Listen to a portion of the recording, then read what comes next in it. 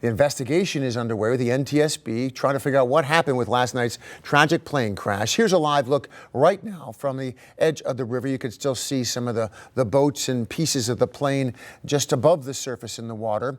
We know that water's cold in a range of about 35 degrees, and those recovery crews and investigators are experiencing some Washington wintertime conditions. Peter Hall joins us with more specifics. Peter? Yeah, let's talk about what's happening now and look forward. We start you off with a regional view, so you can see Syracuse and Washington at the same side. You can say, it's 49 degrees, it's better. Well, that's still very cold for rescue efforts, and as mentioned, the water temperature of the Potomac River is in the mid-30s, okay?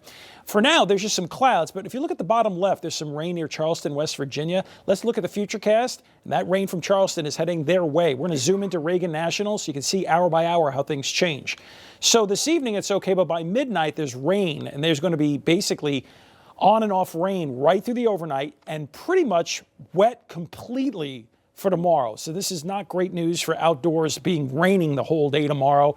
Mostly upper 40s to near 50 the entire day rained out. Now Friday night does clear out, and it looks like Saturday is better sky-wise with more in the way of sun, but it's colder.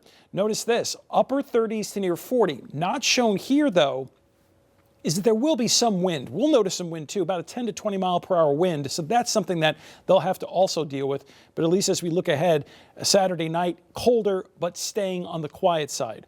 Otherwise, obviously it's much colder up here in central New York. It does not appear like the weather was any factor during the crash. We looked at the weather reports. There was a clear sky then. Winds were gusting only occasionally to 20 to 25 miles per hour. Obviously, we're going to keep them in our thoughts as we look ahead and see how the NTSB and the FAA look at this.